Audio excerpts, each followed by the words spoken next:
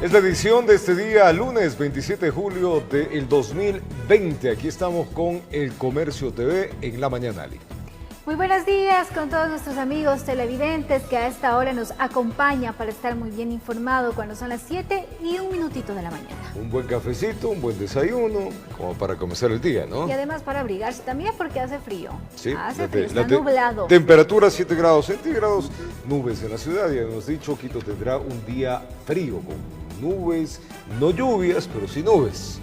Bueno, entonces toca abrigarse, no hay más. No queda otra. Veamos el tráfico cómo está. Sector del Trébol, salimos ahí.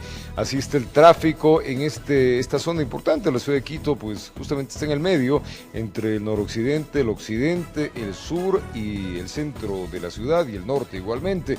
Es una zona de enlace. Ahí estamos viendo que no hay mucho tráfico. Esta vía conduce al Valle de los Chillos, la que estamos viendo por acá. Y la vía de acá, que es la que se le conocía como la Nueva Oriental, que luego pasó a llamarse José María Velasco Ibarra, no presenta ningún problema de vialidad. Si partimos de ahí, está totalmente despejado. Algunos puntos donde ligeros trancones, pero muy poquito. Pasamos por el Coliseo Rumiñahui, donde en su redondel, pues que va hacia la Vicentina, y de la Ladrón de Guevara se va hacia la Avenida Patria, tampoco presenta a esta hora problemas. Estamos viendo la Avenida 12 de Octubre. Esta avenida tampoco tiene problemas de vialidad, algún trancón por ahí producto de algún semáforo, pero sin ningún inconveniente. Vemos ya el redondel, este es de la avenida Colón, La Coruña, la 12 de octubre, y tampoco presenta mayor inconveniente de tráfico. Algo más congestionada la avenida Colón, sobre todo yendo de oriente a occidente, o sea, sobre la 6 de diciembre y hacia la 10 de agosto, algo más de vialidad complicada. La 10 de agosto tampoco presenta mucho problema de tráfico.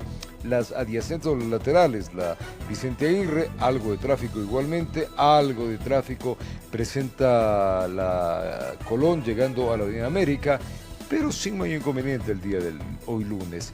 La 10 de agosto también en estas zonas en las cuales está cercano a la Cuori Caicedo, esto es la avenida sobre la avenida hacia la Avenida América, también algo de tráfico, pero tampoco es que hay mucho tráfico. La avenida Amazonas y República con alguna congestión, no mucha, sobre estos sectores. Ahí estamos viendo la avenida de la Amazonas, este es el sector del Parque La Carolina, donde hay algo de tráfico, de lo que va de sur a norte y de occidente a oriente, algo sobre las Naciones Unidas. Ahí podemos mirar como hacia el norte, centro-norte de Quito, algo más encendida la ciudad, con algo más de tráfico, tiene picos ya sobre la Río Coca, algo más importante sobre el tráfico, pero de alguna manera no es que son focos constantes, sino pasando ciertos niveles. Así está Quito a esta hora, miren ustedes, esta es la Galo Plaza Arazo.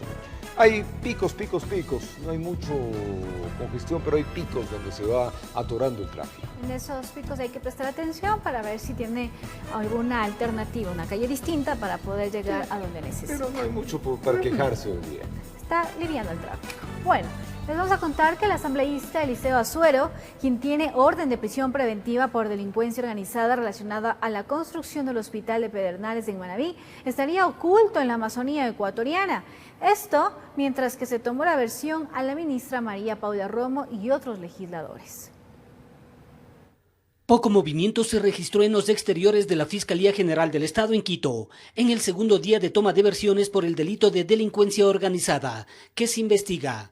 Este viernes fue convocada la asambleísta María Mercedes Cuesta, pero solicitó el diferimiento de la diligencia legal para el próximo lunes. Su colega Fernando Burbano sí cumplió con la convocatoria, pero de forma telemática. Escuchadas las grabaciones, en ningún momento se ha mencionado mi nombre, por lo cual ratifico, se confirma que no tengo ninguna relación con este caso. El presidente del Poder Legislativo, César Litardo, al igual que la ministra de Gobierno, María Paula Romo, se sumaron al mecanismo telemático para responder a la justicia, ya que son nombrados en el diálogo mantenido entre el ex asambleísta Daniel Mendoza y Eliseo Azuero. Contra este último existe una orden de prisión y se desconoce su paradero. El abogado Harrison Salcedo habla de dónde estaría. Mi defendido está en su provincia, donde le aman, de la cual fue electo asambleísta por sus obras de más de 30 años.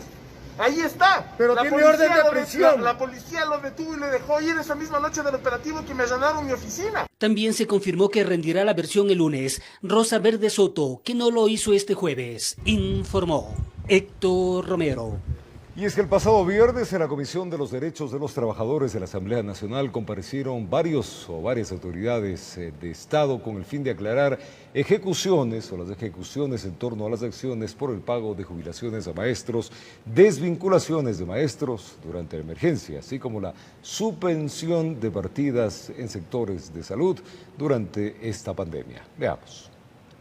Andrés Is, ministro de Trabajo, y el viceministro de Educación, Andrés Chiriboga, fueron quienes dieron el informe a la Comisión Legislativa de los Derechos de los Trabajadores sobre el pago por jubilaciones, separaciones durante la emergencia sanitaria, nombramientos y la supresión de partidas. Constatación del expediente de cada uno de los docentes que están involucrados en la interpretación de la disposición general novena. En total, entre 2019 y 2020 se prevé un pago de $135.675.369.05. Dentro de las temáticas a tratar, el titular de la cartera de trabajo puntualizó sobre las desvinculaciones laborales realizadas al personal de salud, inobservando lo dispuesto en el artículo 25 de la Ley Orgánica de Apoyo Humanitario. Si es que revisamos los distributivos de remuneraciones del Ministerio de Salud Pública y los comparamos entre el mes de mayo y el mes de junio, vamos a ver que no existe en el total una supresión de puestos. En las presentaciones además se abordó el acuerdo ministerial respecto del proceso de supresión de las instituciones del sector público,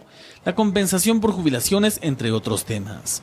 ¿Qué es lo que está pendiente en este momento? 42 millones de la deuda anterior a mayo del 2017 y 376 millones de la deuda que se ha generado a partir del año 2017. Dentro de esta comisión legislativa además participaron varias organizaciones de trabajadores, quienes solicitaron revisar las desvinculaciones de maestros para evitar que se vulneren derechos. Informó Javier Rosero. En la empresa de medios públicos se liquida, sin embargo, el Telégrafo, Radio Pública y Ecuador TV continuarán trabajando en una nueva fase de transformación.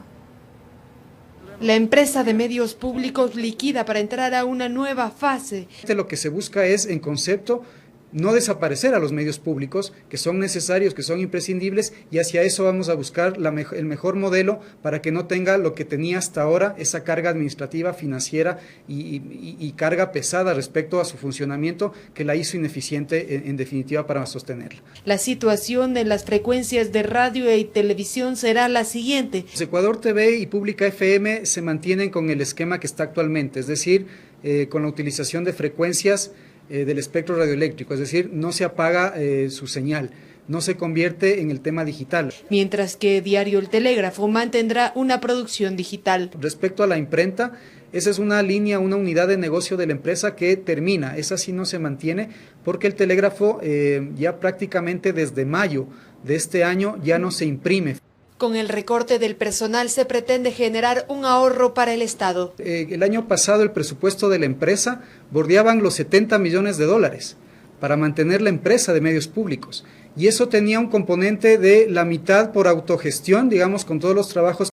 Mediante decreto 1106 se establecieron las nuevas funciones que desempeñará la vicepresidenta María Alejandra Muñoz durante su periodo. Ya le contamos cuáles son, de qué se trata, estas y otras informaciones acá en la edición de la mañana de El Comercio TV en la señal de Televicentro. 7 grados centígrados, presente el Distrito Metropolitano de Quito. Ya venimos.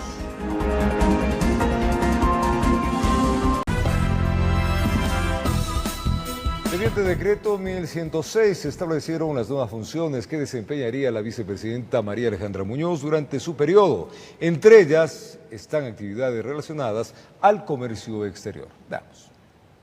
A través del decreto 1106 se le delega a la vicepresidenta de la República María Alejandra Muñoz que asuma desde este viernes 24 de julio las siguientes funciones. Estará encargada de la supervisión y coordinación con los organismos internacionales para la implementación de políticas de simplificación, además de eficiencia en la facilitación de comercio exterior. También realizará seguimiento al fortalecimiento institucional del servicio de aduanas. La segunda mandataria estará a cargo de la coordinación y articulación junto con el Organismo Nacional de Planificación y Desarrollo de la implementación efectiva de la Agenda 2030 para el Desarrollo Sostenible. Asimismo, articulará y dará seguimiento a la estrategia integral para la atención prioritaria de niñas y niños que padecen enfermedades crónicas o degenerativas y de la simplificación y efectividad del proceso de adopción infantil. Muñoz deberá informar trimestralmente al presidente sobre las acciones realizadas durante su gestión, informó Adriana Peralta.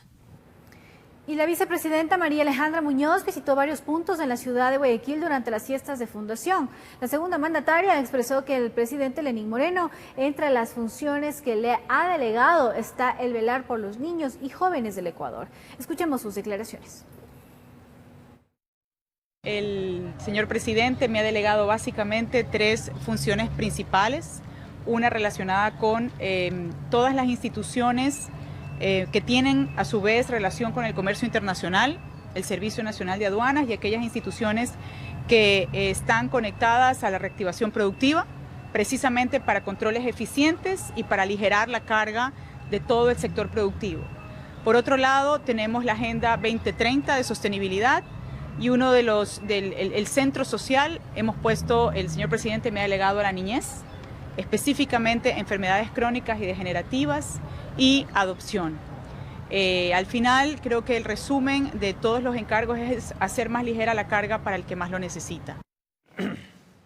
El presidente de la República, Lenín Moreno, cumplió agenda en Guayaquil, donde anunció la ampliación del corredor Guayaquil-Machala, además de referirse a un nuevo acuerdo con el Fondo Monetario Internacional para promover el desarrollo del país. Veamos.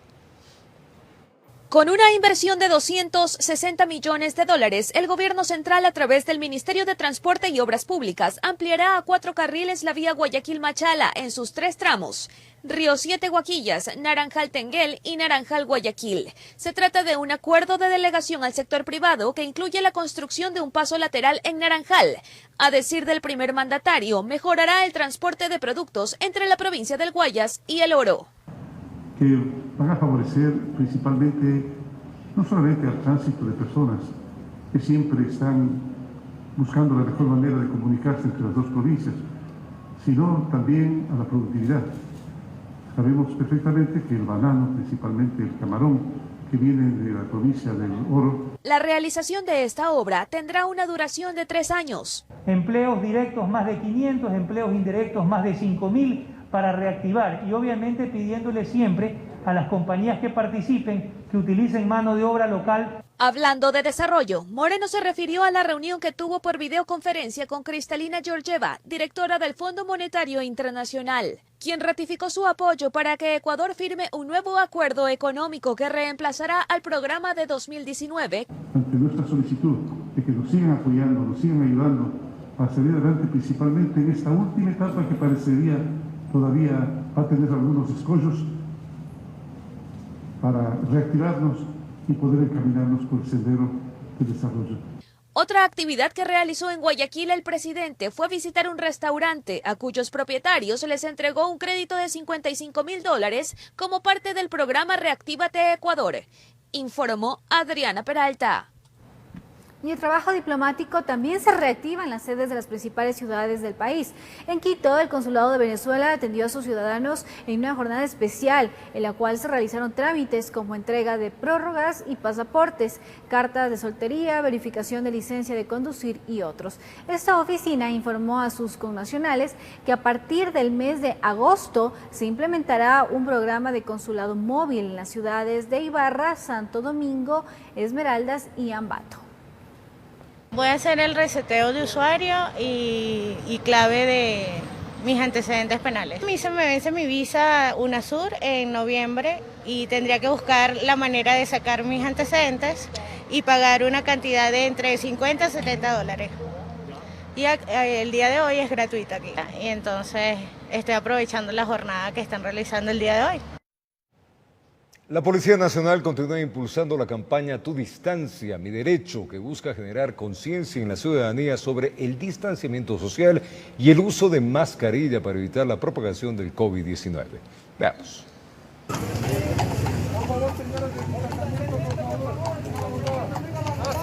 Si ve estos peculiares miembros policiales por su barrio, no se asuste y preste mucha atención al mensaje que tienen los uniformados, porque definitivamente pueden salvarle la vida. Se le recomienda el buen uso de la mascarilla y del distanciamiento social. Se trata de una nueva iniciativa que se enmarca en la campaña policial que se inició en el mes de mayo. Tu distancia es mi derecho, y busca generar conciencia en la ciudadanía para que tome medidas de bioseguridad y evite la propagación de la COVID-19. La evasión del control no nos perjudica a nosotros como instituciones del Estado. Lamentablemente se están perjudicando las familias enteras. Los caballos y sus jinetes visitarán las parroquias con más casos de coronavirus: Chillogallo, Belisario Quevedo y Calderón. La ciudadanía retome la disciplina y la conciencia de que el contagio sigue elevándose. En otros puntos de la ciudad también están presentes los uniformados con sus canes. Todo esto con un único fin: generar corresponsabilidad. Recuerde que está en sus manos evitar el riesgo de contraer esta enfermedad, informó Carolina Basante. Vamos a una pausa comercial. Al retornar les contamos que Ecuador registra hasta el momento 8.694 casos confirmados de COVID-19 y 5.515 personas fallecidas a causa de esta enfermedad. El pasado miércoles el COE Nacional dictó nuevas medidas para 14 provincias, ya le contamos. Quito se convirtió en el epicentro de la pandemia del COVID-19 en el Ecuador y eso se evidencia en la saturación del sistema de salud. Con esto y más, venimos en un instante, 7:22 en la mañana.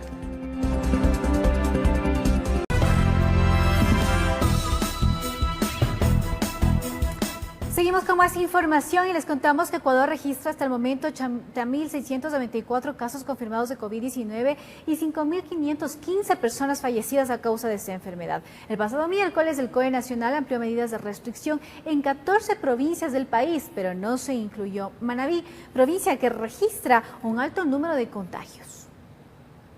Son 14 provincias en donde el gobierno ha identificado mayor incremento de contagios e incumplimiento de las medidas de bioseguridad, por lo que desde el pasado miércoles en estos sitios se ampliaron las medidas de restricción, como son prohibición de reuniones mayores a 25 personas, ampliación del toque de queda de 21 horas a 5 de la mañana, entre otros. Al momento, a nivel nacional se registran 80.694 casos confirmados y 5.515 personas fallecidas a causa del COVID-19.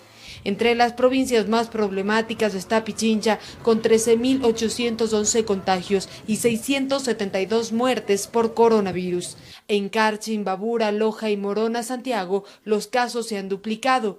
Aparte de Guayas y Pichincha, otra de las provincias que mantiene un alto número de contagios es Manabí, con 6.178 casos. La misma no se encuentra en la lista de las 14 provincias, por lo que la alcaldía de Portoviejo, siendo el cantón más afectado, solicitó al COE Nacional más restricciones de movilidad y actividades para dicha ciudad. El COE Nacional continúa evaluando el comportamiento de cada localidad para dictar medidas que ayuden a disminuir los contagios, informó Valeria Navarro. Y Quito se convirtió en el epicentro de la pandemia del COVID-19 en el Ecuador y eso se evidencia en la saturación del sistema de salud. Familiares de pacientes aguardan en los exteriores de los hospitales, uno de ellos, el Hospital General de Calderón, en el norte de la urbe. Pedro Erazo ingresó hace 2 semanas a su mamá de 86 años, quien presentaba síntomas para COVID-19.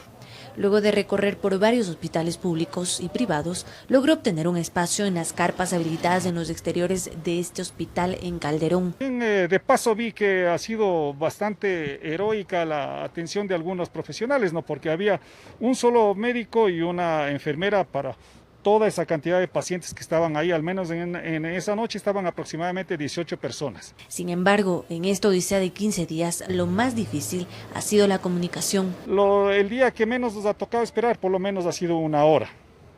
Pero hay días que tengo que esperar 2, 3, 4 horas acá en el sol. Obviamente yo estoy tratando de comprender que los profesionales están haciendo lo que pueden, pero de todas maneras también deben considerarnos un poco a nosotros. Y eso es lo que viven a diario muchos familiares de pacientes que están incomunicados, y en este hospital no se han implementado otros mecanismos. Una alternativa que puede ser ahora el medio digital, o sea, no se traslade, no gaste, no contaminemos el ambiente, y aparte de no contaminar, no nos expongamos a estar aquí, vamos vamos a hacer un enfermo más.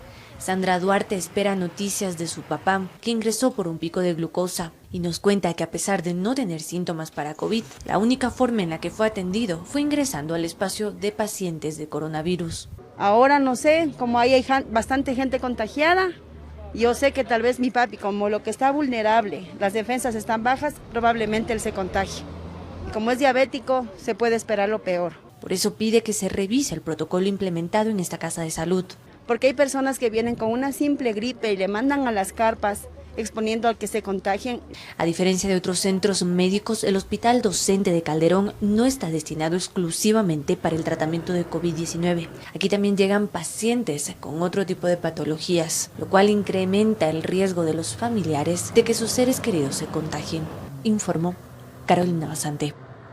7:31 de la mañana, vamos a hablar del COVID-19 y para eso hemos invitado en este segmento de la mañana, El Comercio TV, al doctor Francisco Pérez. Él es epidemiólogo de la Secretaría Metropolitana de Salud. Le damos la bienvenida al doctor Pérez desde la matriz de Televicentro. Le saluda Roberto Álvarez Vandenberg. Doctor Pérez, buenos días. Entremos a materia. ¿Cómo ha mutado el virus en nuestro país? ¿Cuántas cepas tenemos hasta el momento?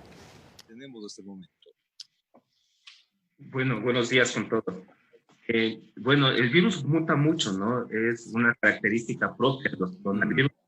Y bueno, hasta ahora, hasta donde sabemos, se han reconocido al menos 3 cepas. No, hay gente que está haciendo mucha investigación, la Universidad de San Francisco, la Universidad de Utrecht, son probablemente las universidades que más investigación han hecho en este sentido de mirar el genoma del virus, y se sabe que hasta ahora hay 3 cepas en el Ecuador. Pero esto no quiere decir que sea muy diferente la enfermedad o que va a cambiar muchas cosas, ¿no? Hay que hacer estudios un poco más amplios con los que son, por ejemplo, en Holanda, para ver la cantidad de virulencia que tiene cada una de las cepas, pero esto creo que todavía nosotros tenemos un poco claro. Doctor, pregunta rápida. ¿Qué diferencia del virus que se tiene en Quito? Hoy día Quito es el centro de la pandemia. El virus que tiene, las mutaciones que tiene en Quito, ¿cuán diferente es la que tuvo Guayaquil u otras ciudades del país? Bueno, para esto tendríamos que revisar todas las cepas que hayan salido en las otras provincias. No creo que, o hasta donde tengo conocimiento, no sea tan diferente. O sea, más bien la diferencia tiene que ver un poco con las características propias de la población y el comportamiento en cuanto a la reproductibilidad, en cuanto al tipo de contagio que se ve.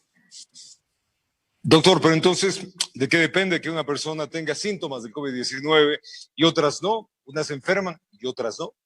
Bueno, son varias cuestiones, por ejemplo, el estado nutricional, las comorbilidades, la edad, el estado inmunológico previo y claro, obviamente las características propias de cada virus. Hay que entender también que este virus es bastante nuevo y que comparte también características con virus que anteriormente ya los teníamos con nosotros. Existen varios o varias cepas de corona o varios tipos de coronavirus que han infectado por algún tiempo a las personas y que son incluso como hay algunos virus del catarro que son coronavirus y que probablemente las personas que han estado en contacto con este virus anteriormente, con este virus del catarro, podrían tener un estado inmune un poco diferente a las que no han estado en contacto con este virus. Doctor, al ser Quito el centro de la pandemia, vamos a hablar de cómo están las personas de salud que atienden en las diferentes casas hospitalarias. ¿Cómo está el primer frente? Bueno, va a depender mucho del lugar donde estén. Tenemos que, por ejemplo, en el Hospital Carlos Santa Marín ha habido una alta tasa de contagio y el personal sanitario que ha acudido o que trabaja en esta casa de salud, mientras que, por ejemplo, en el Hospital del Sur, el IES Quito Sur, tiene tasas un poco más bajas de contagio entre el personal sanitario. Dependerá mucho también de las horas que estén haciendo el personal sanitario. Acordémonos que llevamos 3 meses con el virus y aún así toda esta gente que está trabajando en primera línea ha estado todos los días al frente y deben tener una carga de trabajo muy grande. Después de que pase esta pandemia, si pasa pronto, esperemos que sea así, tendríamos que replantearnos un poco la seguridad de los personal sanitarios, la seguridad de toda la gente que está en primera línea, porque, bueno, primera línea no solo es el personal que está dentro del hospital, sino también las personas de seguridad. Por ejemplo, la Policía Metropolitana ha hecho un trabajo muy fuerte durante todo este tiempo. El personal de limpieza, por ejemplo, el personal de aseo, que ha tenido que trabajar en condiciones precarias durante todo este tiempo, jugándose la vida prácticamente con los desechos que pueden tener ahí incluso el virus. Entonces habrá que ver, pero sin embargo, el personal sanitario sí tiene una carga muy fuerte de enfermedad, de carga laboral, y seguramente van a desarrollar un síndrome que se llama el síndrome del trabajador quemado, el síndrome del burnout. Entonces habrá que ver también después las cuestiones psicológicas que traerán consecuencia en el personal sanitario. Ahora mismo tenemos muchas listas de espera, cuidados intensivos. Las personas que están trabajando en cuidados intensivos tienen un gran problema, pues están sabiendo que afuera esperan muchos pacientes estas camas y ellos tienen que hacer lo posible por sacar adelante la vida de las personas que están ahí. Entonces es como que un campo de guerra, ¿no? ¿Qué estadística se tiene en este caso, de la primera línea que usted está hablando, de cuántos han sido la contaminación que se ha tenido de estas personas? Bueno, más o menos se sabe que es alrededor del 25% de contaminación que ha tenido el personal sanitario dentro de la ciudad de Quito, ¿no? Hay diferencias entre los diferentes hospitales. Doctor, aparte del COVID-19, usted como epidemiólogo, estamos viviendo una ola de frío en la ciudad de Quito, no habitual en esta temporada de julio a agosto. Supuestamente es un clima cálido el que deberíamos tener, pero estamos en un frente frío, que esto agrava también las enfermedades tradicionales que se tiene cuando Quito u otras ciudades tienen frentes fríos. ¿Qué nomás estamos teniendo? Sí, pues estamos teniendo una ola de resfriados comunes, y esto es un poco complicado, pues se parece mucho la sintomatología inicial del común con la sintomatología de pacientes que podrían estar con COVID. Esto lo que va a traer a la larga es que se sigan saturando más los servicios sanitarios, los servicios ambulatorios probablemente van a comenzar también a saturarse, pues la gente va a estar derribando o va a estar tratando de buscar solución de su problema de salud allá, y probablemente más miedo del común, pues puede ser un resfriado común, pero al estar el coronavirus con nosotros también se puede duplicar incluso la enfermedad, ¿no? Es decir, puede haber una sobreinfección, ya sea de resfriado común a coronavirus o el coronavirus a resfriado común. Entonces, ya que viene esta pregunta, porque vamos a colaterar a la siguiente. Entonces, teniendo todo esto, la ciudadanía, ¿qué debe entender del COVID-19 y qué tiene que también hacer frente a muchos que se han relajado y cuando aparecen estos síntomas? Pues bueno, más que qué es lo que tiene que hacer, todos tenemos que... No, entender, no hacer. Hacer ya sabemos lo que hay que hacer, pero ¿qué debe entender? Bueno, entender que hay que primero mantener la calma. Tenemos que saber que la enfermedad, ya sea de COVID o el resfriado común, no necesitan un tratamiento específico, es decir, son tratamientos sintomáticos en los que se tienen que controlar la temperatura y otras cosas como hidratación, por ejemplo. Sin embargo, hay que tener en cuenta siempre los signos de alarma. Si tenemos una duda de que puede ser COVID o resfriado común, hay que tener en cuenta los signos de alarma, y dentro de los signos de alarma... ¿Cuáles son los signos de alarma? Precisamente cuando existe ya dificultad respiratoria, siento que me falta el aire, esto hace que yo tenga que acudir inmediatamente a un centro de salud. Incluso antes de esto tenemos sintomatología, pues, por ejemplo, que este trancazo que lo llamamos, este malestar, este dolor del cuerpo, si ya es sostenido durante algunos días y no ha rebajado con analgésicos como el paracetamol o el ibuprofeno, pues tendré que acudir lo más pronto al médico, porque probablemente ya no sea un resfriado común, sino sea tal vez la COVID-19. A ver, hablamos primero, la temperatura alta o temperatura media. Sí, la temperatura, cuando nosotros sentimos esta alza térmica, muchas veces puede ser, como digo, por ya sea el resfriado común o por la COVID. Se sabe ahora que la temperatura no es un signo patognomónico solamente de la enfermedad y que no tiene especificidad. Entonces, la temperatura hay que tenerla en cuenta, hay que tratar de manejarla con medios físicos, es decir, dándonos un duchazo de agua tibia, tomando un paracetamol, antipiréticos, y hasta ahí. Luego, si no disminuye con estas recomendaciones, pues tendremos que ya tener un punto más para poder sentirlo como alarma, que no disminuye la temperatura y ya tener que poder acudir al médico. Después de esto, el malestar general que no ha cedido a pesar de los analgésicos durante 2 o 3 días, también ya nos hace pensar que es un signo de alarma. Y mucho más cuando sentimos agotamiento, sentimos que nos falta el aire y sentimos que ya no podemos respirar, es inmediatamente que tenemos que ir a una casa de salud. Fundamentalmente el aire, doctor. Ese es esto es uno de los... Claro, esto ya es un signo grave, un signo ya de una enfermedad avanzada, de que ya va a necesitar probablemente oxígeno si tiene la COVID-19, entonces tenemos que acudir inmediatamente. Doctor, agradecerle muchísimo por habernos dado una explicación más amplia de todos estos detalles, desearle que el día sea bueno y que la ciudadanía siga luchando. ¿Alguna palabra final? Sí, bueno, miren, nosotros desde la Secretaría de Salud estamos tratando de hacer un programa, un circuito de reclutamiento de personas que nos quieran ayudar en la comunidad. Okay. Nuestros rastreadores comunitarios. Por tanto, estamos llamando a todas las personas que quieran trabajar con nosotros dentro de la comunidad, que sean líderes barriales, que se acerquen a cada administración zonal del municipio de Quito. Y con ellos nosotros vamos a trabajar en el rastreo de contactos, en el seguimiento. Estamos tratando de implementar una red muy amplia para poder ayudar a todos los quiteños en esta pandemia. ¿Estos rastreadores qué deben tener?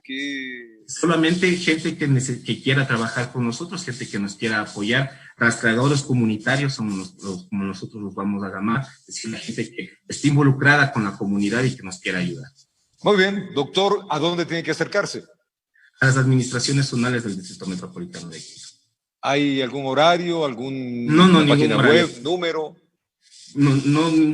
Por el momento no, estamos este rato solamente reconociendo el territorio, estamos viendo a las personas que nos van a ayudar y pronto nosotros ya sacaremos explicaciones un poco más amplias y también los lugares donde vamos a dar formación, pues tenemos que formar a toda la gente de la ciudadanía para que nos ayude como rastreadores. ¿Cuántos rastreadores necesita la ciudad?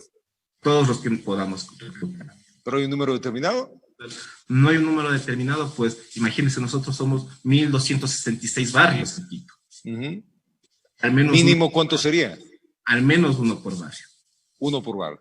Muy bien, doctor. Muchísimas gracias. Esperemos que todo esto que se está implementando desde la Secretaría de Salud, de lo que nos ha contado con el COVID, pues logre dar por lo menos una baja en la curva que ahora le tiene ascendente a la ciudad. El doctor Francisco Pérez, epidemiólogo de la Secretaría Metropolitana de Salud. Gracias, doctor. Buen día. Tiempo de una pausa. Nosotros venimos con más. 3 años después de que Ecuador incautó el barco pesquero chino Fu Yuan Yulen por pescar en zona exclusiva de Galápagos, la embarcación oficialmente se unió a las Fuerzas Armadas del Ecuador como el buque Hualcopo. El navío se suma a la flota de buques que resguardan el territorio marítimo de nuestro país. Veamos. Con una ceremonia militar este viernes, el buque Hualcopo ingresó formalmente a la flota naval de la Armada del Ecuador, casi 3 años después de ser incautado cuando pescaba en la zona económica exclusiva de Galápagos como barco de bandera china Fu Yuan Yulen, con 300 toneladas de pesca, entre ellas especies protegidas. Durante el acto de suscripción de transferencia de dominio que se realizó en Manta, provincia de Manabí, se informó que el navío entra al proceso de entrenamiento para unirse al control de actividades contra el narcotráfico, piratería, pesca ilegal y otras actividades ilícitas en alta mar. Este acto ocurre justamente días después de que se conociera que al menos 260 embarcaciones, la mayoría de bandera china, están cerca de la zona protegida de Galápagos. Paralelamente se inauguró una estación de guardacostas que fue construida por Terminales Portuarios de Manta con una inversión de $700.000. La instalación de esta estación fija de guardacostas, que permitirá reforzar la seguridad de las operaciones marítimas del puerto. Con cámaras de Eduardo García desde la provincia de Manabí, informó Wendy Delgado. Y ahora les contamos que en Santa Elena un voraz incendio consumió gran parte de una estructura donde funciona una fábrica de enlatados de atún. Los empleados de la empresa se pusieron a buen recaudo y no hubo víctimas mortales. Un incendio de gran magnitud se produjo la mañana de este viernes en una fábrica enlatadora de sardina y atún, ubicada en la comuna Valdivia, en la zona norte del cantón Santa Elena. Según las primeras hipótesis, la causa del flagelo habría sido provocada por el rompimiento de una manguera de un camión que en ese momento estaba descargando combustible. Había sido un carro que combustible vino a descargar y se lo afloja, según los trabajadores, se le aflojó la manguera.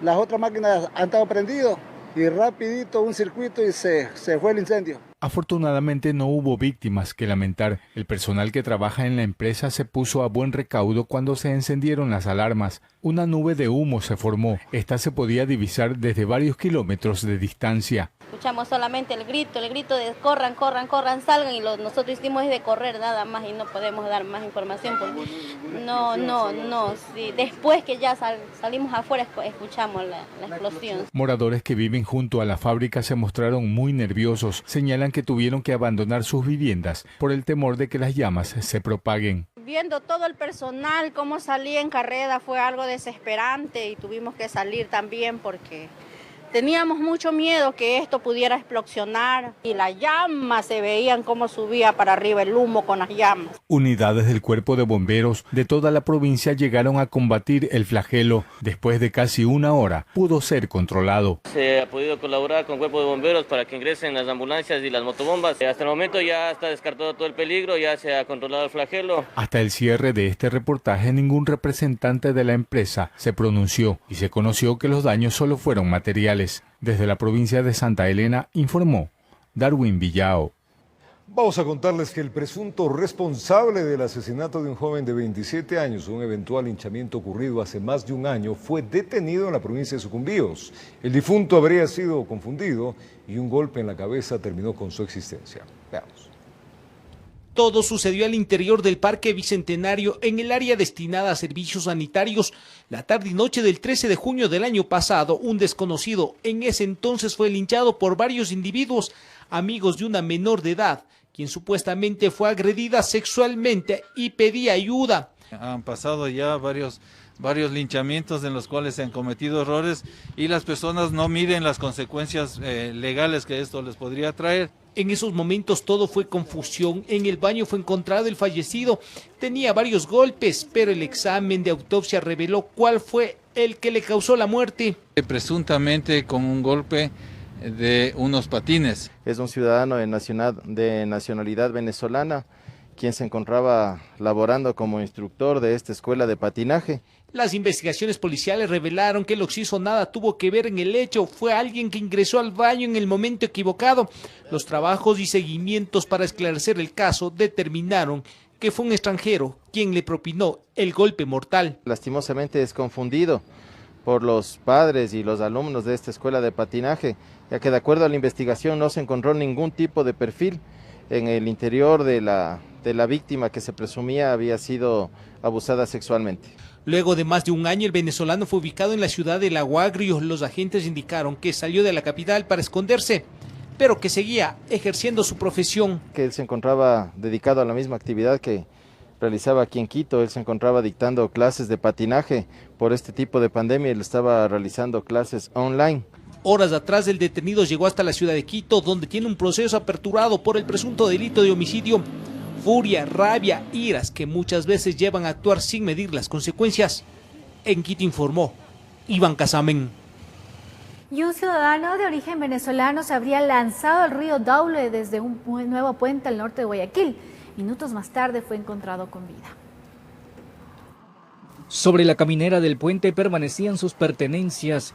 Agentes de la Policía Nacional fueron alertados por un ciudadano sobre la existencia de una persona quien se habría lanzado a las aguas del río Daule. Eso llevó a una búsqueda que incluyó la participación de miembros del Cuerpo de Bomberos. Se activó la división fluvial por una alerta de una persona que había caído o se había lanzado aparentemente al río. Horas más tarde, reportaron que se trataba de un ciudadano de origen venezolano que no pasaba de los 23 años y que lo detectaron cuando ingresó desde el río hacia un centro comercial ubicado en el sector de La Puntilla, en San Borondón. Él indica que se lanzó al agua y él logró salir por Plaza Lagos.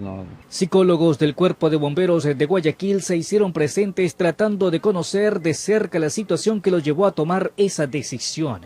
Allí, en medio de ideas confusas, les habría señalado que solo pretendía obedecer a ciertas voces que lo acompañaban. Bueno, aparentemente no hay sustancias psicotrópicas ni alcohol. Probablemente pueda ser por todo lo que ha pasado durante la pandemia y también situación bastante conflictiva a nivel personal. El joven será sometido a evaluaciones con la finalidad de conocer su estado de salud y el procedimiento que se debe llevar en su beneficio. Informó José Morales. Un hombre de 30 años de edad fue asesinado con 6 disparos mientras descansaba en su vivienda allá en el Guasmo Norte, en Guayaquil.